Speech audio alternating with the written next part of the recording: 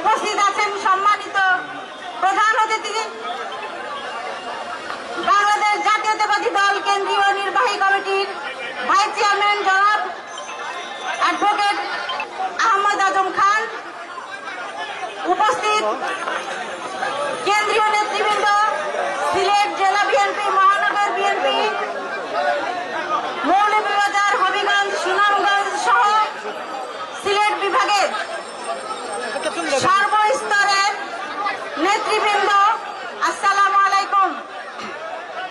আমাদের আজকের এই গণতন্ত্র যদিও 5 জুলাই ছাত্র আন্দোলনের প্রেক্ষিতে আমরা এই গণতন্ত্র ফিরে পেয়েছি, কিন্তু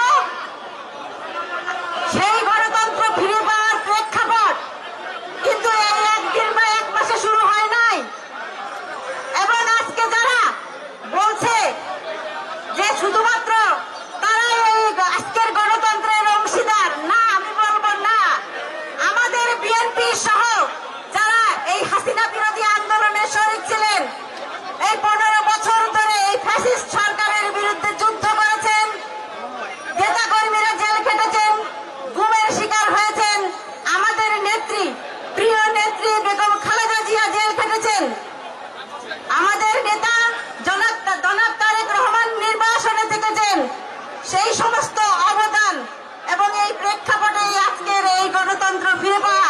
সুতরাং আজকে যারা দাবি করছেন তাদের একক কৃতিত্ব বলে আজকের গণতন্ত্রকে, তাদেরকে বলতে চাই, রাজনৈতিক দলকে অস্বীকার করে, রাজনৈতিক দলের ভূমিকাকে অস্বীকার করে কখনোই আপনারা কোনো সফল হতে পারবেন না। আরেকটি বিষয়, সেটি হলো যে বর্তমান সরকার ক্ষমতায় এসেছেন, অন্তর্বর্তীকালীন সরকার।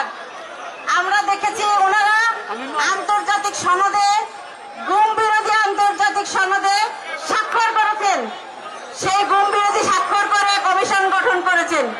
কিন্তু যার বিরুদ্ধে অভিযোগ, বিভিন্ন তদন্তে প্রমাণিত, বেসরকারিভাবে বিভিন্ন তদন্তের মাধ্যমে যার নাম উঠে এসেছে, সেই জিয়াউল হাসান আজকে 1 মাস যাবৎ সরকারের হেফাজতে আছে এবং বন্দী অবস্থায় আছে, কিন্তু কোন ধরনের কোন ইন্টারোগেশন বা তার কাছ থেকে কোন তথ্য এখন পর্যন্ত সরকার বের করতে পারে নাই যে এই গুমকৃত নেতারা কোথায় আছে, তাদেরকে কি করা হয়েছে, তাদের বিষয়ে আমরা স্পষ্ট বলতে চাই বর্তমান সরকারকে, আপনারা জিয়াউল হাসান সহ যারা এই গুমের সাথে জড়িত আছে তাদেরকে ইন্টারোগেশনের মাধ্যমে জাতির সামনে আসল তথ্য তুলে ধরে তাদেরকে আইনের আওতায় এনে তাদের শাস্তির ব্যবস্থা করবেন।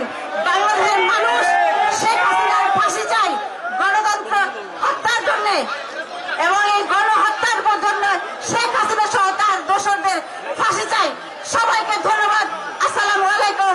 বাংলাদেশ জিন্দাবাদ, তারেক রহমান জিন্দাবাদ, বেগম খালেদা জিয়া ধন্যবাদ, জিন্দাবাদ, ধন্যবাদ, ধন্যবাদ।